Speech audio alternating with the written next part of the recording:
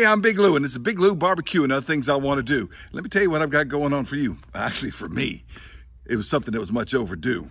It's time to take care of my ugly drum smoker that used to say, Big Lou.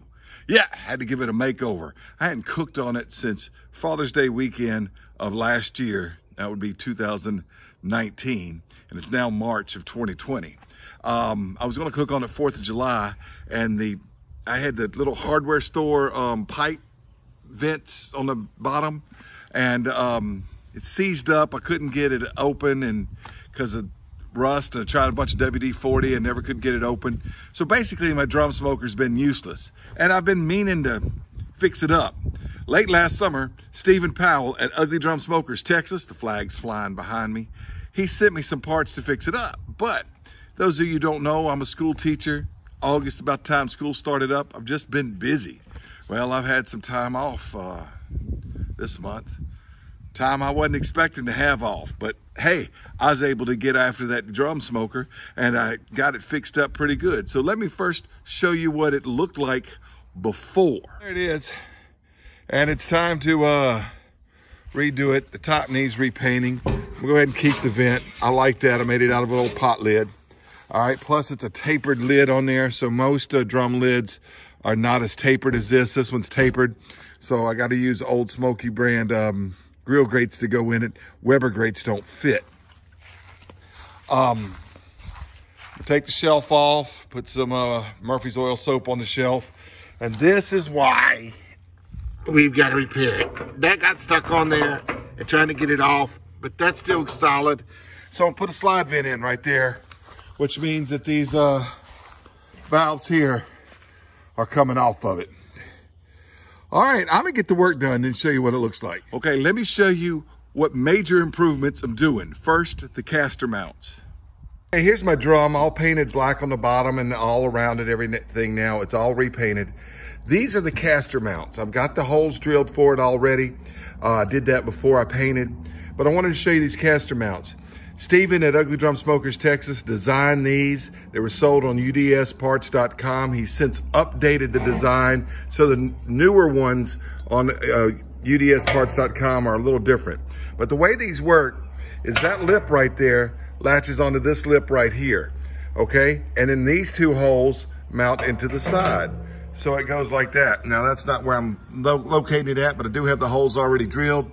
That way you're not drilling into the bottom of your drum and mounting a castor on like this, and grease could leak out onto the carport or a concrete patio, whatever you're cooking on.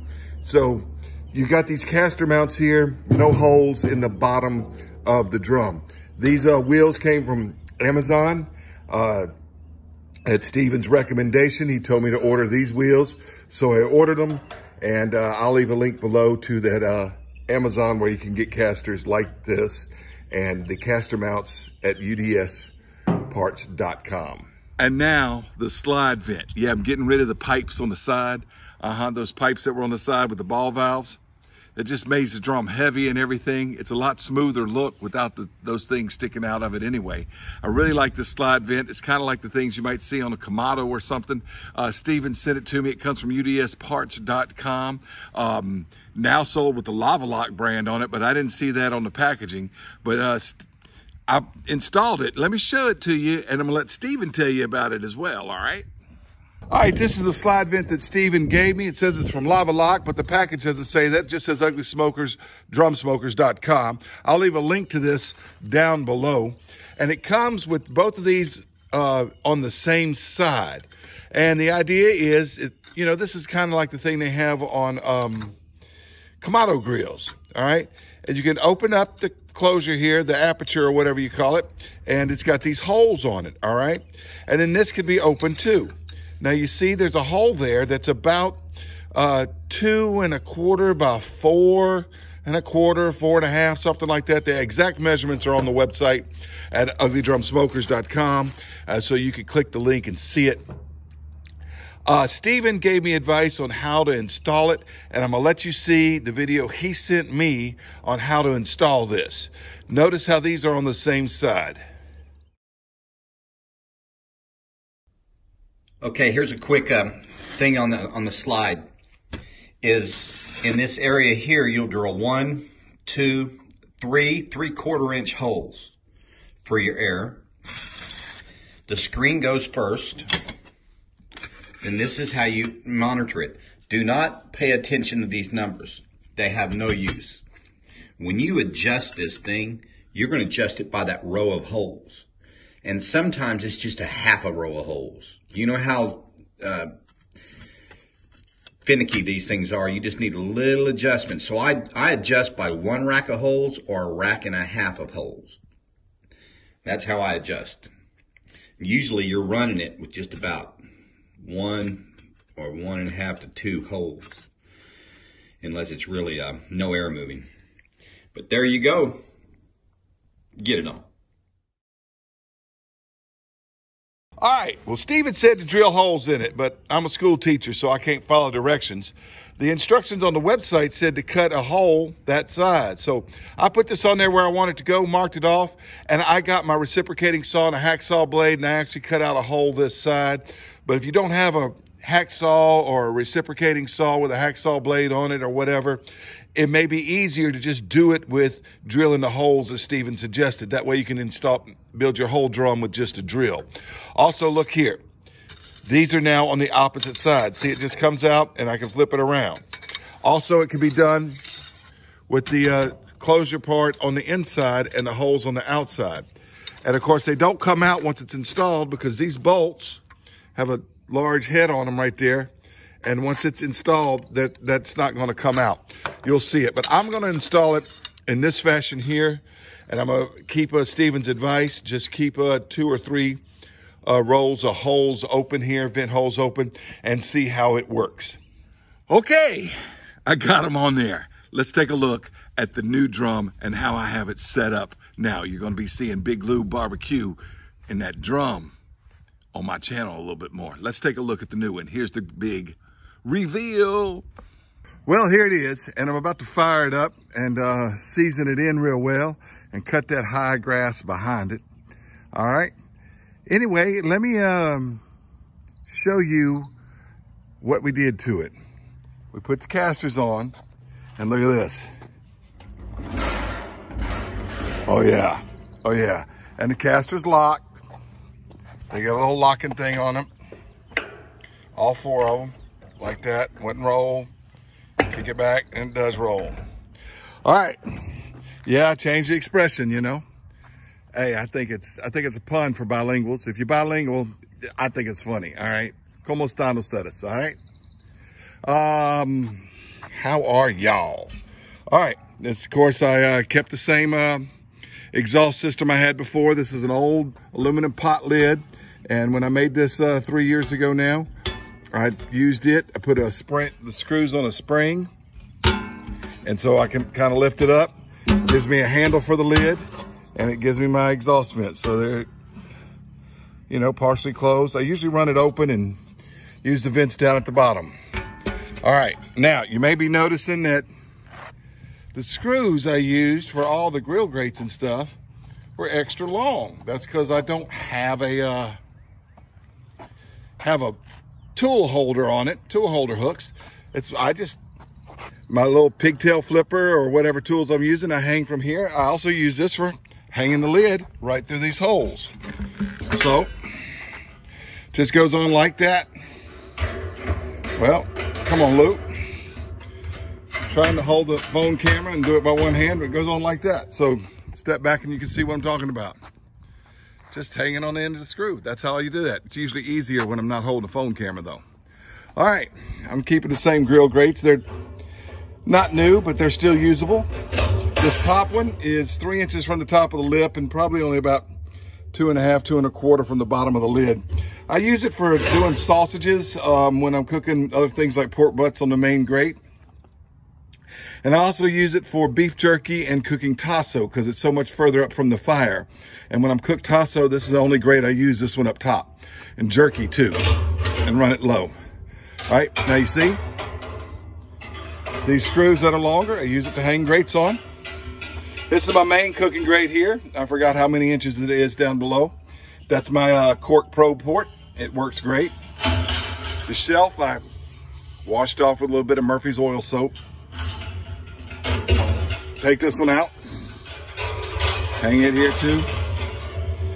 My heat diffuser, baffle, whatever you call it, is just a charcoal plate from an old Smoky grill. I don't use it very much. Only with turkeys do I really use this thing at all. So we'll get rid of that.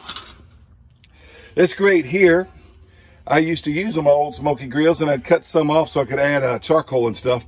But I cut everything but two, because when I'm doing ribs, this comes to the top grate. It's only about 3 inches away, and I can hang ribs and stuff from this grate here. So I just dremeled off all the other tines on this grate and just left two. All right, so that's what it looks like right there. Of course, this is my old charcoal basket. I'm gonna continue to use it for a little while, but I have plans to upgrade to a more professionally made one. I'm gonna order one soon, I suppose. But long as that one's working, I guess I'll use it. All right, ready to get this thing fired back up. My ash catcher's always been a pizza pan. I replaced it with a cheap aluminum pizza pan from Walmart, $3 or $4, something like that. And let's talk about the, well, you weren't supposed to fall down that far, turkey head. Let's talk about the vents. By the way, the castors are awesome. Showed you those a minute ago. I did set it up where the handles are on different sides. And you see, and I'll be able to get quite a bit of air through there if I need to. Don't reckon I'll ever need to. I'm gonna follow Steven's advice. Just run 2 or 3 holes in it. So it's time for a test fire. And I'll let you know how the cook's going. I'm gonna mow that high grass you saw behind this thing while it fires up for a few hours. The inside I scrubbed with oven cleaner and got it as clean as I could. And then I have rinsed it out, and then I have rubbed it down with oil. And so it's all oiled up. So we got to get this seasoned. And so that's it. The new drum smoker. All right, got the basket in it, the air wide open, and starter cube down there. I wouldn't have been able to do this before. I had to light the charcoal basket outside and drop a hot basket down in the grill. But now that I've got that slider that I can slide wide open like that, I can get this coals going and then shut it down. All right, first cook is ribs tomorrow. Right now, it's heating up. I got it up above 400 degrees. Then I backed that slide vent down just to where Steven told me, and it's going back down. But I do want to keep it up at about 300 for about an hour, and then we'll back it back down to 225 for about an hour and let all that oil season off. What I had done was used oven cleaner on the inside and then wiped it all down with oil, and got to get it burned in right. Tomorrow, we cook ribs. I mentioned it right down here where I had the uprights. I just covered them up with magnets, and I realized if magnets get hot, they lose their magnetism. If this causes problems, I'll plug them up, but the sockets I had that the thing screwed into, they were all rusty, and I don't want them to seize up, so I'm either going to replace them, but I think the magnets are going to work just fine. Plus, I can let more air in if I needed to on startup.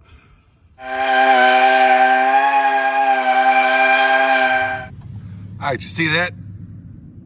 Been running just over 300 for about an hour now. So it should be good and seasoned in.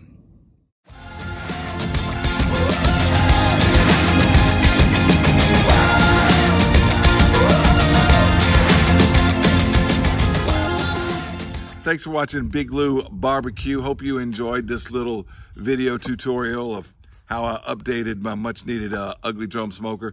By the way, I'll be doing a lot more UDS cooks now, and that may not be the only UDS you see on my channel in the future.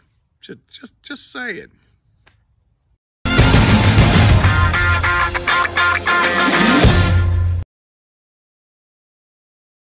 Hey, check this out. With the casters on it, I've got space under my drum. That should be a song, Under My Drum. Maybe the Rolling Stones should record it. Under my drum. All right, you hear that? No, you don't. Doesn't need electricity. Doesn't make any noise. Ugly drums ain't noise pollution. Ugly drums just cook good food. AC/DC ought to record that song. You know what is noise pollution? My singing.